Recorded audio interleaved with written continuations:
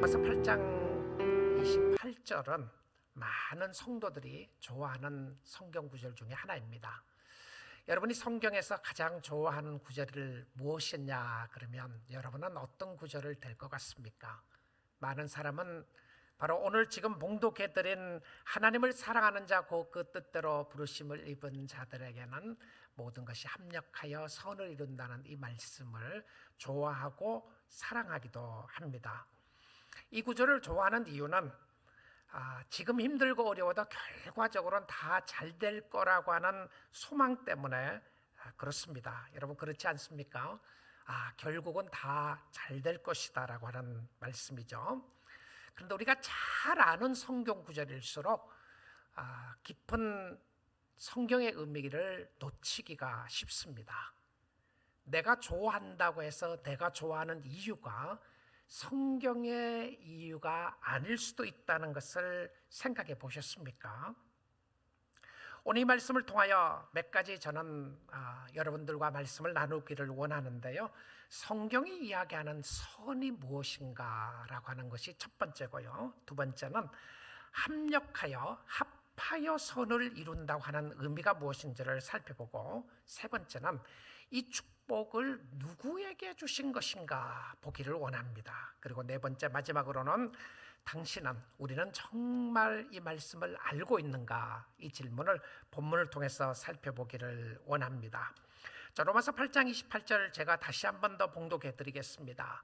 우리가 알거니와 하나님을 사랑하는 자 곧 그의 뜻대로 부르심을 입은 자들에게는 모든 것이 합력하여 선을 이루느니라. 자, 오늘 이 본문 말씀을 가지고요, 제가 뒷부분부터 앞으로 가겠습니다. 자, 한 구절인데 뒷부분에 선을 이룬다고 하는 부분부터 보기를 원하는데, 선을 이루는 것이 무엇인가요? 선이 성공입니까? 선이 출세입니까? 선이 부자가 되는 것입니까? 선이 아픔이 없다는 것입니까? 선은 결코 실패가 없다는 것인가요? 우리는 쉽게 선을 이룬다는 의미를 그냥 모든 것이 다 잘 될 것이라고 생각을 합니다. Everything will be fine. Everything will go well. 다 잘 될 거라고 쉽게 생각합니다. 그래서 질문을 하지 않고 그냥 그대로 믿는다고 이야기를 합니다. 자, 다 잘 되는 것이 선인가요? 다 잘 된다는 의미는 무엇이죠? 이것을 우리는 만사형통이라고도 표현을 하게 하는데요. 예수를 믿으면 만사형통이다. 그러면 만사형통의 의미가 무엇이죠? 만사형통의 의미가 무엇입니까? 우리는 로마서 8장을 보아도 만사형통의 의미는 이것이 아니라는 것을 알게 됩니다. 만사형통의 의미는 성도에게는 고난이 없다거나 환난이 없다거나 어려움이 없다는 의미가 아니었습니다. 우리는 우리가 가지고 있는 보화를 빼앗으려고 하는 사단의 세력이 있고 사단의 역사를 보게 되었습니다. 그리고 우리는 죄로 인하여 탄식하는 모습을 보게 되었어요. 너무 괴롭고 힘든 거예요. 우리는 성경이 말씀하고 있는 모습을 바로 알지 못하면 예수 믿는 것은 결국 잘 된다, 잘 된다는 의미가 어려움이 없다는 의미로 해석하기가 쉽습니다. 그래서 선에 관한 절대적인 기준의 해석이 무엇인지를 보기를 원하는데요. 선은 하나님이십니다. 하나님이 선이에요. 마가복음 10장 17절 18절인데요. 예수께서 길에 나가실 새 한 사람이 달려와서 꿇어 앉아 묻자오되, 어떤 사람이 예수님께 묻습니다. 선한 선생님이여, good teacher이라고 돼 있어요. good teacher, 좋은 선생님이여, 선한 선생님이여, 내가 무엇을 하여야 영생을 얻으리까? 그러면 예수님의 답이 이래야 되지 않겠습니까? 이것 해라, 저거 해라, 이렇게 하면 영생을 얻을 수 있다고 답을 해야 하는데 예수님이 그렇게 답을 하지 않으세요. 우리가 생각하는 것처럼요. 18절 보도록 하겠습니다. 예수께서 이르시되, 네가 어찌하여 나를 선하다 일컫느냐? Why do you say that I'm a good teacher? That I'm good? 하나님 한 분 외에는 선한 이가 없느니라. 무슨 의미를 하고 있죠? 우리가 무엇을 하는 것보다 더 중요한 것은 하나님을 바로 아는 것이 중요하다는 것을 보여주고 있어요. 하나님을 바로 알지 못하면 우리는 선이 무엇인지를 알 수가 없습니다. 하나님이 천지를 창조하시고 난 이후에 매번 이렇게 말씀하셨습니다. 하나님 보시기에 좋았더라. It was good. It was good. 그런데 예수님이 여섯째 날 사람을 창조하시고 난 이후에는 하나님이 이렇게 말씀하셨어요. 하나님 보시기에 심히 좋았더라. 이렇게 말씀하셨습니다. 선의 기준은 세상으로부터 시작하지 않아요. 선의 기준은 나로부터 시작하지 않습니다. 선의 기준은 세상의 성공과 실패에 기초하지 않고 선의 전적인 기준은 하나님으로부터 시작합니다. 자, 모든 것이 합력하여 선을 이룬다고 하는 의미를 하나님을 놓치면 내 생각대로 해석할 수밖에 없어요. 결국은 다 잘 될 거다. 잘 된다는 것이 무엇입니까?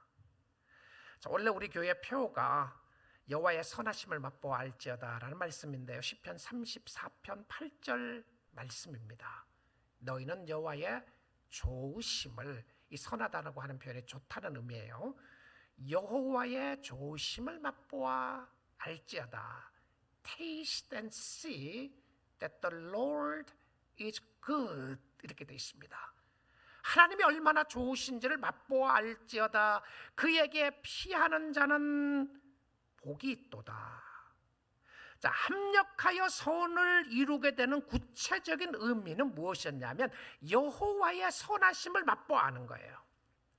하나님이 얼마나 좋으신 하나님이신가를 아는 것이 선을 이루는 것입니다.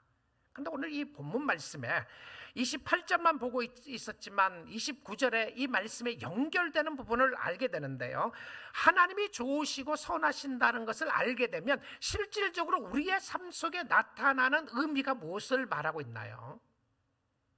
자, 하나님이 좋으신 하나님이시면 나에게는 어떤 모습이 있게 되죠? 우리에게 올 때는. 그래서 로마서 8장 29절 말씀을 한번 보도록 할게요. 하나님이 미리 아신 자들을 또한 그 아들의 형상을 본받게 하기 위하여. 자, 여러분 성경 가지고 계시면요, 이 부분에 줄을 쳐놓고 잘 보시면 좋겠는데, 그 아들의 형상을 본받게 하기 위하여, 이 부분입니다. 그 아들이 누구죠? 예수 그리스도죠. 하나님이 자기가 미리 아신 자들을 또한 그의 아들 예수를 닮게 하기 위함이다. 이렇게 되어 있어요. 자, 선함의 궁극적인 목적이 뭐라고요?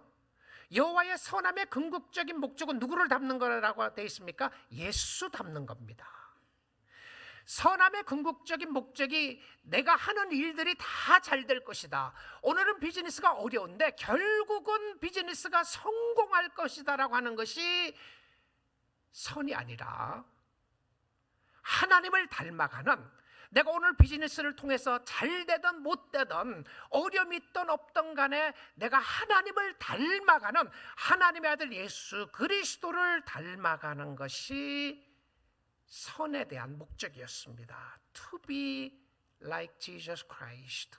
그리스도를 닮아가는 것인데요. 자, 만약에 이 말씀을 우리가 믿는다면, 이 말씀을 우리의 삶 속에 적용을 한다면 우리가 환난을 대하는 모습이나 환경을 대하는 모습이 달라질 것 같다는 생각이 듭니다.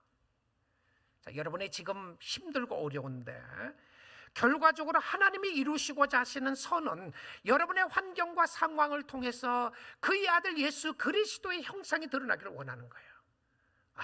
정말 어떤 분들은 가슴 아프게 어려운 분들이 있어요. 참 안 됐어요. 그렇죠? 우리 교우들 중에서도 여러 가지 가정 형편 속에 어렵고 힘든 분들이 있어요. 그러나 그 어렵고 힘든 가운데서 주님 보는 사람들이 있단 말입니다. 목사님 힘들어요, 어려워요. 그러나 주님의 사랑이 너무 커요.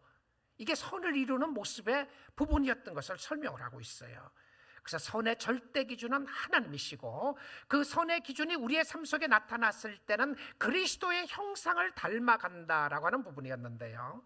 자, 그렇다면 두 번째로는요, 모든 것이 합력하여 선을 이룬다는 의미가 무엇인지를 살펴보겠습니다. 28절 다시 보도록 하죠. 뒷부분을 봅니다. 모든 것이 합력하여 선을 이루느니라. 뒤에서 앞으로 갑니다. 자, 모든 것이 all things, 모든 것이 합력하여. 여러분 개역 성경에서는 개역 개정 우리가 가지고 있는 이 성경에서 보게 되면 모든 것이 합력하여라고 되어 있는데요. 여러분이 그 가지고 계신 성경을 보시면 거기 풋노트가 달려 있습니다. 거기에 주가 하나 달려 있는데 그 주를 따라가서 쭉 밑에 풋노트 밑에 가서 보시게 되면 이렇게 돼 있어요. 어떤 사본에서는 모든 것을 합하여 선을 이룬다고 되어 있다고 적혀 있습니다. 여러분 성경에 그렇게 나와 있죠? 그래서 제가 합하여라고 하는 단어를 쓰게 된 겁니다.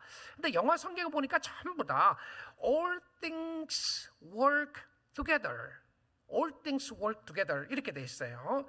근데 여기서 중요한 단어 중에 하나가 together이라고 하는 단어입니다. 모든 것이 합력한다고 그러니까 이게 무슨 의미인가 생각을 했다가 모든 것이 합해서 선을 이룬다 이 부분이에요. 자, 영어 표현에 이런 표현이 있습니다. At the end of the day, at the end of the day, 마지막에는 결국은 이런 표현이에요. At the end of the day, you have a choice. You can decide. 결국은 당신의 결정입니다. 이렇게 표현할 때에 썼던 단어인데요. 모든 것의 결국은 선이다. 이 표현이에요. 자, 오늘 나에게 일어나는 환난이 선이 아닐 수 있어요. 어떤 사람에게는 그것이 선이고 어떤 사람이 아닐 수 있는데 어떤 사람은 너무 힘들어요. 오늘은 내 인생의 마이너스 같아요. 오늘은 나의 삶 속에 플러스가 없어요. 내가 오늘 건강이 너무 안 좋아요.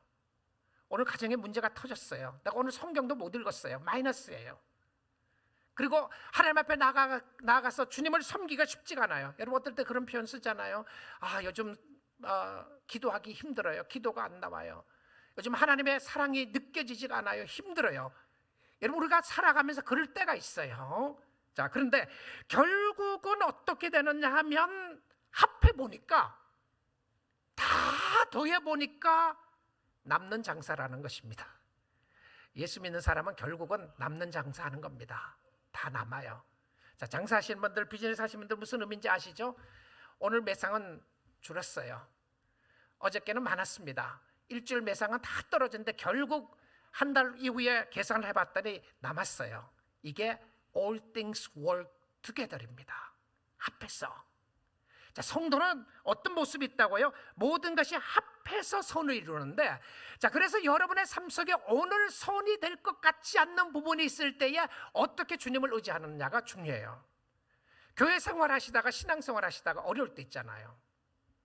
아, 이거는 완전 마이너스 같아요. 근데 그때 어떻게 주님을 의지하느냐가 참 중요합니다.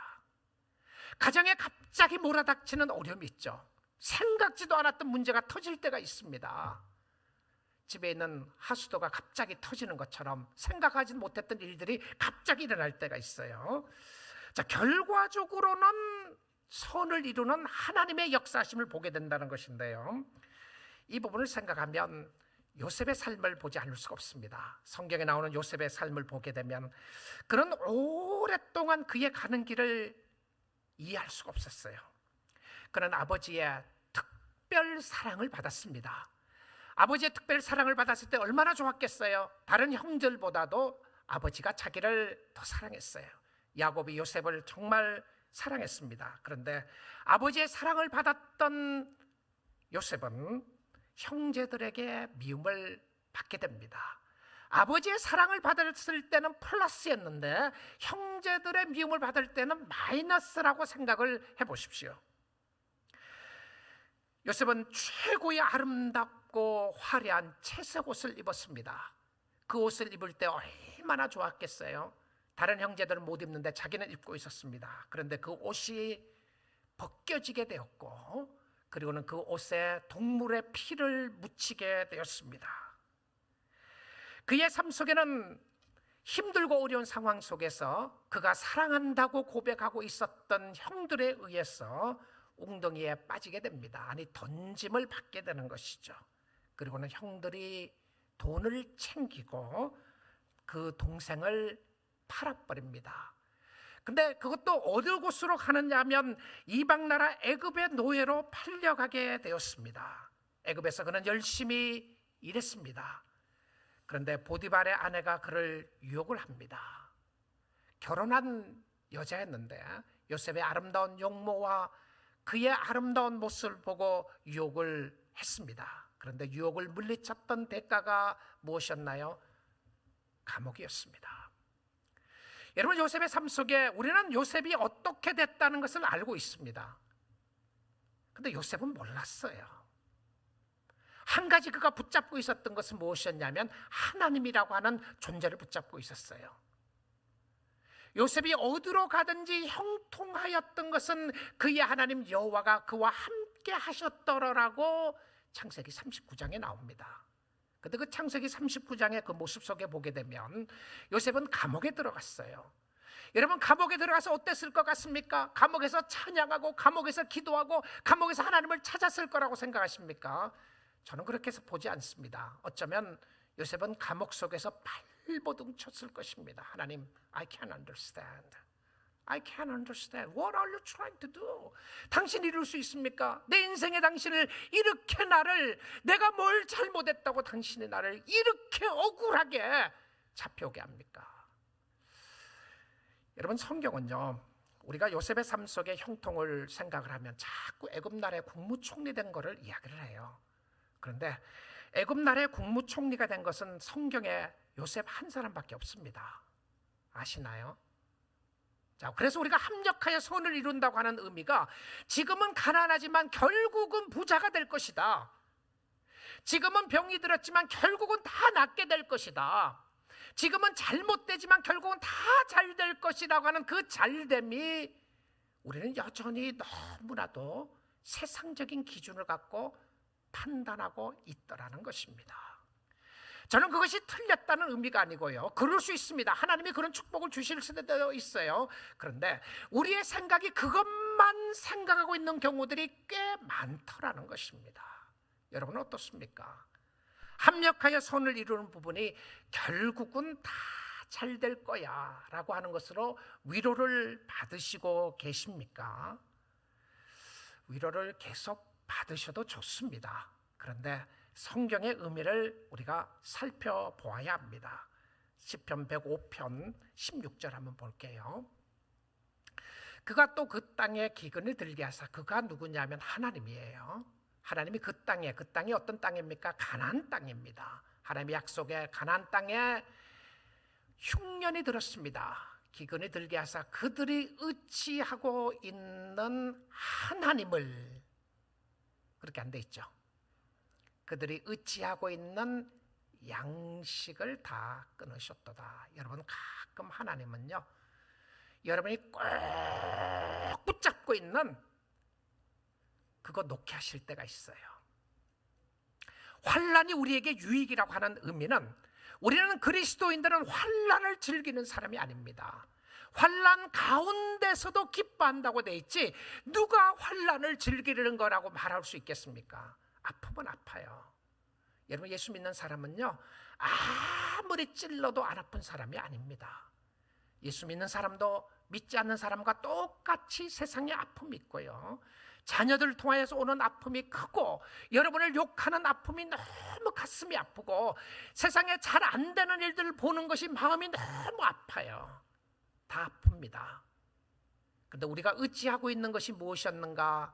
가끔 하나님은 네가 진짜 의지하고 사랑하고 있는 것이 무엇인지를 확인시킬 때가 있어요. 무엇을 통해서? 환난을 통해서, 고난을 통해서.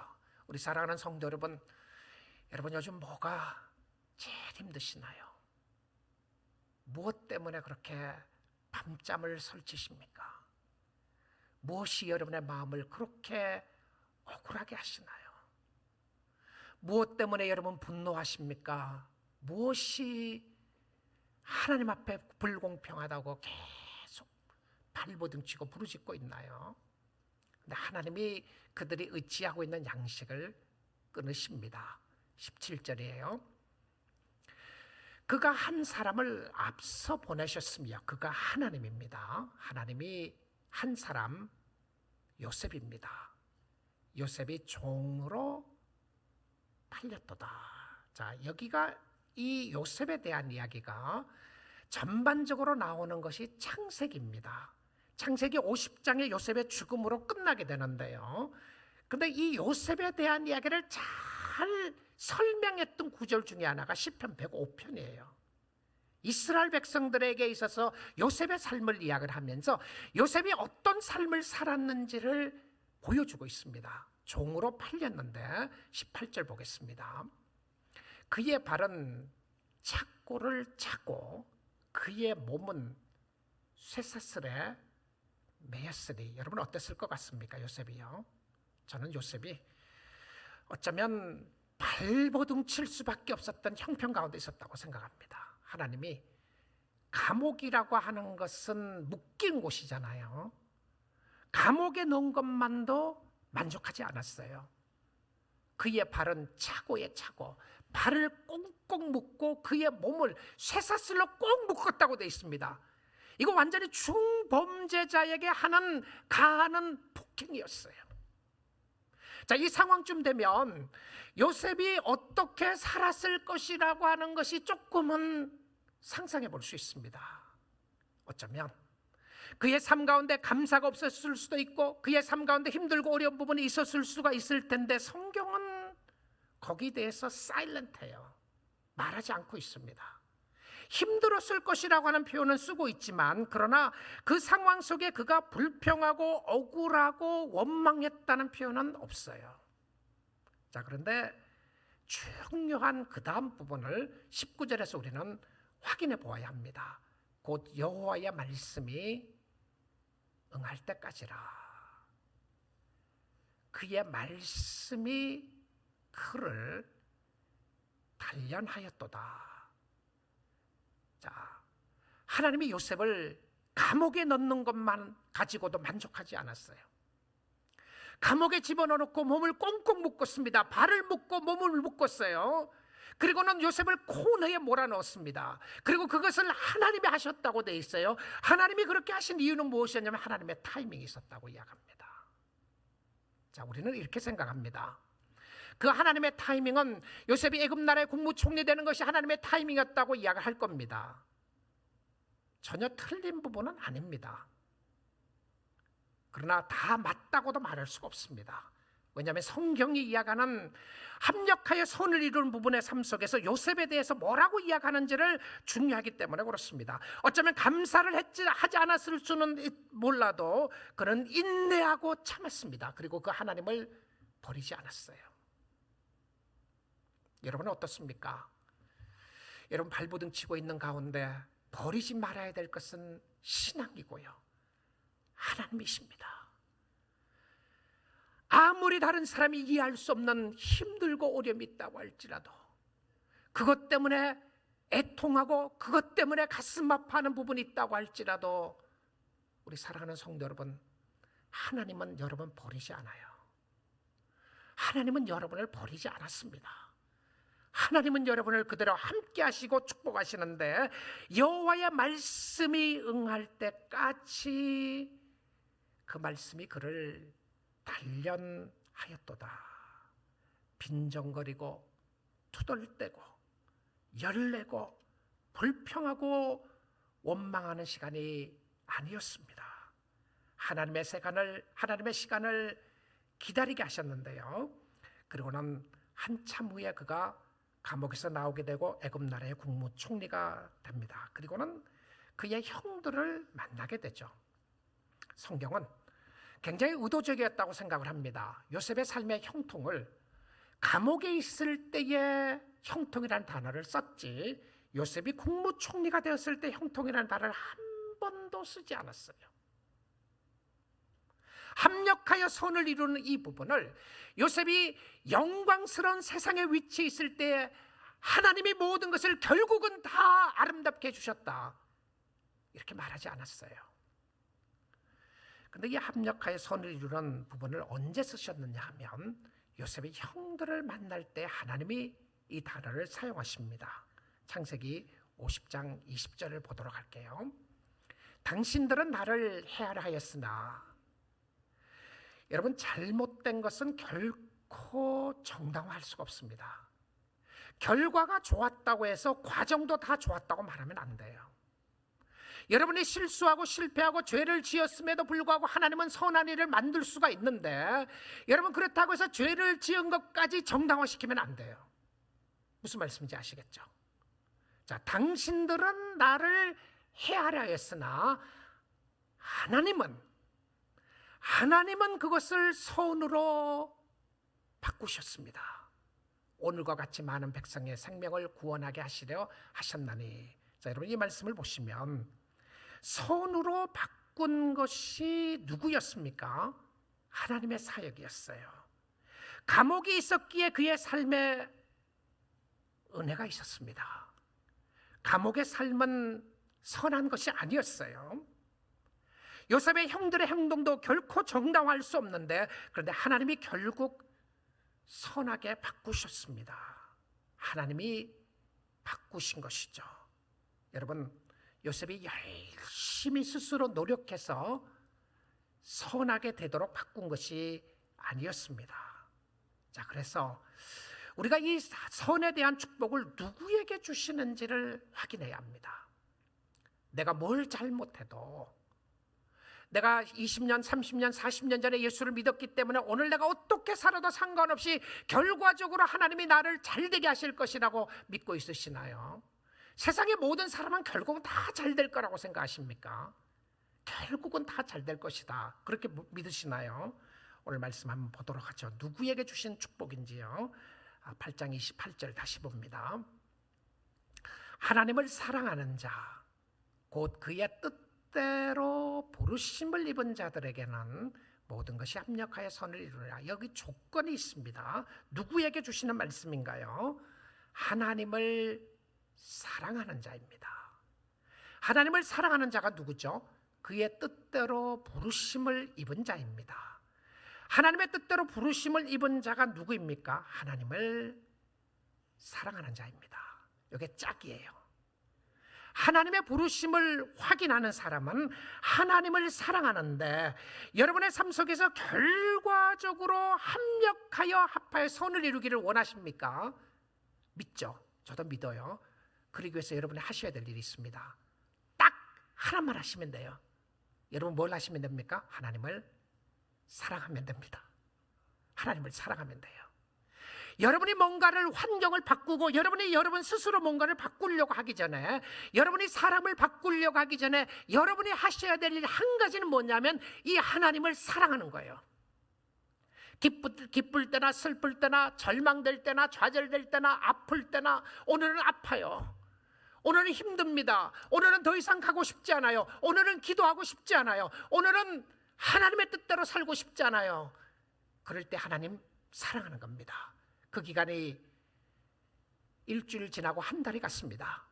그래도 하나님 사랑하는 거예요. 여러분에게 요구하는 것은 하나님을 사랑하는 것이고, 하나님을 사랑하면 우리가 가는 인생 속에 이해할 수 없는 일들이 너무 많습니다. 그렇지 않습니까? 이해할 수 없는 환경이 너무 많죠. 여러분의 환경 너무 이해하려고 발버둥 치지 마세요. 이해 안 되는 환경 너무 많을 겁니다. 앞으로 어떻게 되나요? 저도 잘 몰라요. 여러분, 사람들이 이야기하는 것도 추측입니다. 경제학 박사들이 이야기하는 것도 그분들이 나름대로 데이터를 가지고 하는 이야기고요. 의학 박사들이 하는 이야기도 그들이 나름대로 아는 지식을 가지고 이야기하는 건데요. 결국은 여러분의 인생은 살아계신 하나님의 손에 잡혀 있는 줄 믿습니다. 하나님을 의지하시고 사랑하셔야 되는데요. 여러분, 하나님이 원망되십니까? 원망하고 계시나요? 하나님 앞에 불평을 늘어놓습니까? 자, 오늘 이 본문을 보게 되면 합력하여 선을 이루는 데 있어서 단서를 달았는데, 그 단서가 하나님을 믿는 자라고 이렇게 쓰지 않았어요. 그렇죠? 하나님을 믿는 자, 그의 뜻대로 부르심을 입은 자들에게는, 충분히 믿는다는 단어를 써도 될 것 같은데요, 믿는다는 단어를 쓰지 않고 사랑한다는 단어를 썼던 특별한 이유가 있을까요? 자, 여러분 성경을 보게 되면 믿는다거나 사랑한다고 하는 단어가 인터체인저블하게 이렇게 바꾸어서 사용할 때가 있어요. 그런데 이 상황에서는 모든 것이 합력하여 선을 이룬 부분에 있어서는 믿는다는 단어보다는 사랑이라는 단어를 쓴 게 혹시 이런 의미가 있지 않을지 모르겠어요. 내가 주님을 믿습니다. 믿습니다. 믿습니다. 입술에 고백이 많이 들어가요. 믿음은 입술에 고백이 많이 들어갑니다. 내가 주님 믿습니다. 믿습니다. 고백을 하는데요. 자, 그런데 사랑이라고 하는 고백 속에 나타나는 것이 무엇이었냐면 사랑은 말로만 되지 않아요. 여러분 말로만 사랑하는 사람 구역질 나죠. 그렇죠? 당신 너무 좋아요. 당신 사랑해요. 그러는데 내가 싫어하는 것만 다 하고 있어요. 그리고 나를 비난합니다. 비난하고 나서는 그 다음에 또 이야기합니다. 나 당신 사랑해요. 여러분 사랑에는 반드시 감정적인 요소와 함께 또한 행동이 따라가게 됩니다. 입술의 고백만이 아니라 행동이 함께 따라가게 되는 것이죠. 그러면 사랑한다고 이야기했을 때 그 사랑의 행동이 요구되는 것을 보게 되면 우리의 삶 속에 진정한 믿음의 고백은 하나님을 사랑하는지 보면 알 수가 있게 됩니다. 그래서 성경에서 제일 큰 계명이 무엇인지를 묻습니다. 마태복음 22장 36절에 예수님께 물어요. 선생님, 율법 중에서 성경에서 어느 계명이 크니까? Which one is the greatest? 어느 계명이 성경에 나오는 계명 중에서 어떤 계명이 제일 큰 계명입니까? 이렇게 물어요. 그랬더니 예수님께서 이렇게 답을 하십니다. 예수께서 이르시되 네 마음을 다하고 목숨을 다하고 마음 다하고 죽을 때까지, 목숨은 죽을 때까지 너의 모든 것을 다하여 뜻을 다하여 주 너희 하나님을 사랑하라 하나였습니다. 성경의 모든 계명의 핵심은 하나님 사랑하는 것이었어요. 38절 보겠습니다. 이것이 크고 첫째 되는 계명이요. 첫째라고 하는 의미는 greatest, 가장 큰 계명이다. 둘째는 이웃을 네 몸과 같이 사랑하는 것이다라고 이렇게 예수님이 말씀하셨던 부분인데요. 우리 사랑하는 성도 여러분, 하나님을 사랑하면 하나님과 시간 보내는 것을 즐거워합니다. 하나님을 사랑하면 함께 있고 싶어 해요. 내가 누구를 사랑하는데 그 사람 싫어하는 것만 할 수가 없어요. 그 사람이 싫어하는 것 하지 않고 좋아하는 것을 하는 사람이 사랑하는 사람이죠. 항상 기뻐하라, 쉬지 말고 기도하라, 범사에 감사하라. 이것이 너희에게 향한 하나님의 뜻이라고 하셨습니다. 하나님의 뜻이 뭡니까? 감사하는 겁니다. 하나님의 뜻이 무엇이죠? 기뻐하는 거예요. 하나님의 뜻이 무엇입니까? 기도하는 것입니다. 또한 하나님을 사랑하게 되면 이렇게 살아가게 되는데요. 시편 97편 10절 11절 보겠습니다. 여호와를 사랑하는 너희여. 자, 여호와를 사랑한다는 것을 전제 조건으로 이야기를 하는데요. 여호와를 사랑하는 성도들아 무엇을 하라고요? 악을 미워하라. 자, 오늘 이 아침 시간에 여러분에게 주님이 말씀하십니다. 너 나 사랑하지? 나를 사랑하는 성도들아, 악을 미워하라. 그의 영혼에, 그의 성도의 영혼을 보존하사 악인의 손에서 건지시느니라. 악을 미워하라. 그러니까 죄를 미워하는 거예요. 죄를 떠나는 것입니다. 주님이 기뻐하는 것은요, 여기에 우리가 어떻게 살아야 할지에 대한 답이 나와 있는데, 주님의 뜻이, 주님의 원하는 것은 무엇이었냐면 악을 미워하고 떠나는 것이었습니다. 그럼 주님이 어떻게 우리에게 역사하시는지 11절 보겠습니다. 의인을 위하여 빛을 뿌리고 마음이 정직한 자를 위하여 기쁨을 뿌리시는도다. 하나님이 우리에게 그냥 쏟아 부어 주시는데 그 표현으로 뿌린다고 하는 표현을 쓰십니다. 빛을 뿌리고 기쁨을 뿌려주세요. 자, 그러니까 어떻게 합니까? 12절입니다. 의인이여 너희는 여호와로 말미암아 기뻐하며 그의 거룩한 이름에 감사할지어다. 자, 주님이 원하시는 것이 무엇이라고요? 주님을 인하여 기뻐하고 주님을 인하여 감사하고 악에서 떠나는 것이었습니다. 하나님은 불평하는 것 싫어하세요. 하나님은 질투하는 것, 시기하는 것 싫어하십니다. 하나님은 여러분 자신을 위해서 사는 것 싫어하세요. 하나님은 자기를 사랑하는 자를 위하여 존재하십니다. 하나님은 자기에게 감사하는 자에게 축복을 주시기를 기뻐하시고요, 자기를 인하여 기뻐하며 찬양하는 자들에게 회복시켜 주시기를 원하시는 모습을 보여주고 있습니다. 우리 사랑하는 성도 여러분 이거 알고 있습니까? 그래서 네 번째 질문입니다. 우리는 알고 있습니까? 라고 하는 질문입니다. 자, 28절 다시 볼게요. 자, 뒤로부터 왔습니다. 선의 기준은 하나님이셨고 모든 것이 합하여 선을 이룬다고 하는 것은 결과적으로 하나님께서 플러스로 하나님의 형상으로 닮아가게 해주실 거라는 부분이었고요, 이 축복이 누구에게 주어지느냐 하면 하나님을 사랑하는 자에게 주시는 특별한 축복이라고 그랬습니다. 자, 그런데 이 성경 구절의 시작이 이렇게 시작한다는 것 아셨나요? 우리가 알거니와. 자, 무엇을 이야기합니까? 이 말씀은 하나님을 알고 있는 사람에게 주는 메시지였어요. 우리가 알거니와라고 하는 표현 속에는 assumption이 들어가 있습니다. 이미 우리는 알고 있다고 하는 표현이 들어가 있는 거죠. As you already know입니다. 이미 알고 있는 것처럼, 당신이 알고 있는 것처럼. 그래서 저는 여러분에게 묻고 있습니다. 당신이 정말 알고 계셨습니까? 당신은 무엇을 알고 계셨습니까? 우리 사랑하는 성도님, 여러분은 무엇을 알고 계셨나요? 여러분 정말 하나님을 사랑하는 자에게 합하여 선을 이룬다는 것을 알고 계셨습니까? 믿으셔야 되는 거죠. 믿음은 아는 것에서부터 시작합니다. 알아야 믿습니다. 하나님을 알아야 하나님을 믿을 수가 있어요. 오늘 본문은 우리가 알고 있는 것을 전제로 해서 말을 합니다. 모든 것이 합하여 선을 이룬다는 것을 모든 사람에게 아니라 하나님을 사랑하는 사람에게는 합력하여 선을 이룬다는 것을 말하고 있어요. 알고 있으시나요? 여러분, 하나님이 여러분을 최고의 길로 인도하신다는 것 아십니까? 정말 아시나요? 우리는 우리의 삶 속에 안다고 고백을 할지라도 모르는 게 너무 많은 것 같아요. I don't want to know. I don't want to know. 그렇지 않아요? 내가 지금 힘들고 어려운 거 I don't want to know. 알고 싶지 않아요. 하나님 왜 이렇게 하는지 알고 싶지 않아요. 오히려 불평이 나요. 감사요? 감사가 안 나와요. 여러분, 하나님은 결코 실수함이 없다는 것 아시나요? 믿으십니까?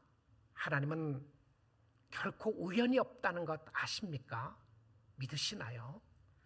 여러분의 가정 속에 지금 힘들고 어려운 부분들 하나님의 계획 속에 있다는 것 아셨습니까? 이거는 아니라고 생각했던 그것, 하나님이 결코 이거는 아닙니다. 이것이 아니라고 하는 것도 하나님의 계획 속에 있다는 것 알고 계십니까? 조니 에릭슨 타다라고 하는 자매님이 계시는데요, 지금은 이제 연세가 꽤 드신 분이죠. 이분이 1967년도에 미국의 다이빙 수영 올림픽 선수였습니다. 그러다가 다이빙을 하다가 넥다운, 목부터 전신마비가 됐어요.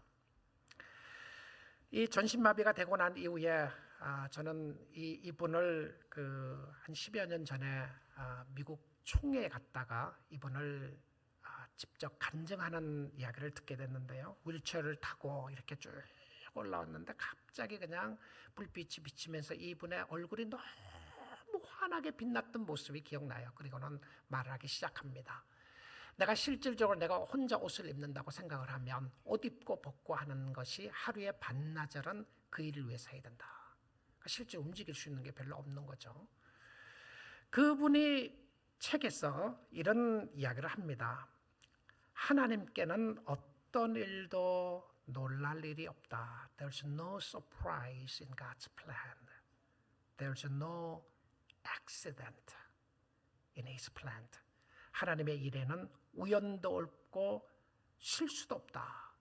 여러분, 어린 나이에 사고가 나서 목 밑으로서 전신마비가 된 이분의 고백이 이런 고백을 합니다. 아무것도 그의 계획에 차질을 가져올 수가 없다. 그 누구도 그리고 그 무엇도 그의 계획을 꺾을 수가 없다. 그의 주권은 절대적이다. 만사는 오직 하나님이 정하신 것이다.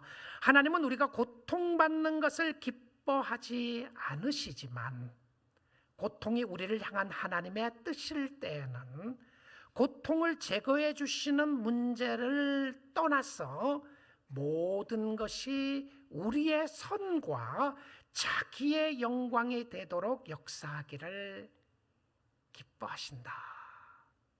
여러분, 오늘 하나님을 사랑하고 신뢰할 수 있기를 주님의 이름으로 축복드립니다. 하나님은 좋으신 하나님이십니다. 그 좋으신 하나님은 여러분이 이해할 수 없는 그 상황, 바로 오늘 문제가 해결되고 난 이후부터 내가 주님을 섬기겠습니다가 아니라, 내가 이해할 수 없고 알 수 없는 문제 가운데 있다고 할지라도 오늘 여러분이 할 수 있는 고백은 내가 당신을 사랑합니다. I want to love you more. 어제보다 오늘 내가 주님을 더 사랑하기 원합니다. 주님 사랑하기를 축복드립니다. 왜냐하면 주님이 우리에게 인도하시는 길은 최고의 길입니다. 나는 힘들고 어려운 삶이 있을 때가 많이 있습니다. 돌아보니까 여러분, 편안했던 삶보다는 어려웠던 삶이 더 많지 않았나요? 그 어려운 삶 때문에 여러분의 인생이 주님을 더 가까이 갔습니까? 할렐루야입니다. 주님 앞에 더 주의 형상을 닮아가셨습니까? 잘하신 겁니다. 어렵고 힘든 일 때문에 주님으로부터 멀어지셨습니까? 여러분, 돌아오십시오. 주께로 돌아오셔서 주님을 인정할 수 있기를 원합니다. 좋으신 하나님, 좋으신 하나님, 참 좋으신 우리 하나님이십니다. 예레미야가 3장 22절부터 보도록 하겠습니다. 여호와의 인자와 긍휼이 무궁하심으로 우리가 진멸되지 아니함이니이다. 여러분, 내가 잘났기 때문에, 내가 주님을 잘 섬겼기 때문에, 내가 믿음이 좋았기 때문에 내가 진멸 안 된 것이 아니고요, 여호와의 사랑과 은혜가 너무나도 크기 때문에 오늘 살아있는 거예요. 믿습니까? 하나님이 여러분을 붙잡고 있는 겁니다. 하나님이 왜 붙잡고 계신다고요? 여러분을 사랑하기 때문에 붙잡고 있는 거예요. I still love you. 내가 너를 사랑하고 있다. 내가 너와 함께하고 있다. 너는 그 형편과 상황 속에서도 나를 바라보고 나를 의지해라. 이게 하나님의 뜻이었어요. 한번 보도록 하죠. 23절입니다. 이것들이 아침마다 새로우니 주의 성실하심이 크시도소이다. Great is thy faithfulness. 그죠? 하나님, 당신의 신실하심이 너무나도 크십니다. 아침마다 새롭습니다. 24절입니다. 내 심령에 이르기를 여호와는 나의 기업이시니 그러므로 내가 그를 바라리라 하도다. 주님 바라보는 거죠. 주님 바라보십시오. 주님 바라보세요. 가정 때문에 너무 어려우시다고요? 직장 때문에, 비즈니스 때문에 너무 힘들고, 건강 때문에 너무 어려우시다고요? 교회 때문에 너무 어려우시다고요? 그래서 신앙생활 못 하시겠다고요? 여러분, 여호와를 바라보십시오. 우리의 사는 길은 주님 바라보는 것입니다. 그러므로 내가 그를 바라리라 하도다. 25절입니다. 기다리는 자들에게나 구하는 영혼들에게 여호와는 어떻다고요? 선하시던 누구에게요? 기다리는 자들에나 구하는 자들에게. 이게 누굽니까? 여호와를 사랑하는 자들이었습니다. 여호와를 사랑한다고 하니까 굉장히 앱스트랙트하게 추상적으로 들리기가 쉬워요. 자, 그럼 좀 더 구체적으로 이야기를 한다면 여호와를 사랑하는 자가 누구냐면 여호와를 기다리고 여호와를 구하는 자들입니다. 하나님이여, 내가 주님을 찾습니다. 사슴이 시냇물을 찾기에 갈급함같이 내 영혼이 주를 찾기에 갈급하나이다. 주님은 여러분이 주님을 찾는 거 기뻐하세요. 주님, 내가 당신을 기다립니다. 주님이 너무 좋아하세요. 그리고 뭐라고 되어 있습니까? 여호와는 좋으신 하나님이시도다. 26절 보겠습니다. 사람이 여호와의 구원을 바라고 잠잠히 기다림이 어떻다고요? 좋도다. 할렐루야. 여러분, 이런 축복을 하나님이 우리에게 허락하셨습니다. 그래서 믿음으로 승리할 수 있기를 원합니다. 지금 힘들고 어려워도 큰 그림 속에 역사하시는 하나님은 하나님을 사랑하는 자들에게 최고의 계획을 가지고 계시는 줄 믿습니다. 너무 감사해요. 너무 감사해요. 내 생각대로 안 돼도, 내가 지금 오늘 괴롭고 아프고 힘든 부분이 있어도 I know God has a great plan for me. You know God has a wonderful plan for you. 당신이 알고 있지 않습니까? 하나님은 위대한 계획을 당신에게 가지고 계신다는 사실을 말입니다. 그래서 주님 사랑할 수 있습니다. 더 좋아지고 더 편해지고 더 내 뜻대로 되면 주님 사랑할게요가 아니라 오늘 사랑하십시오. 오늘 주께 더 가까이 가십시오. 그리고 그 이름을 고백할 수 있기를 원합니다. 그를 인하여 기뻐하며 그를 사랑하며 섬길 수 있기를 원합니다. 지금 힘들어도 믿음으로 살아야 합니다. 지금 감사하며 살아야 되는 것이죠. 지금 하나님을 사랑하면서 살면 결국은 모든 것이 합하여 선을 이루게 될 줄 믿습니다. 하나님이 가장 선하고 하나님이 가장 아름답고 하나님이 가장 열매 맺으시는 가장 좋은 길로 인도하시는 이 하나님을 신뢰하고 주님 섬기는 여러분 될 수 있기를 주님의 이름으로 축복드립니다.